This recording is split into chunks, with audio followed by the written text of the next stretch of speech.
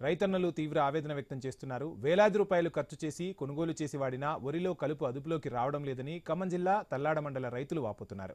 నకిలీ పురుగు మందుల వల్ల జరిగిన నష్టం గురించి ఎవరిని అడగాలో తెలియడం లేదని ఆవేదన వ్యక్తం చేస్తున్నారు రైతన్నలు. సలహాలు ఇవ్వాల్సిన వ్యవసాయ అధికారులు గ్రామాల వైపు కన్నెత్తి చూడటం లేదని రైతులు వాపోతున్నారు. నకిలీ మందులను అమ్మే ఫెర్టిలైజర్ షాపులను గుర్తించి వారిపై కఠిన చర్యలు తీసుకోవాలని రైతులు కోరుతున్నారు.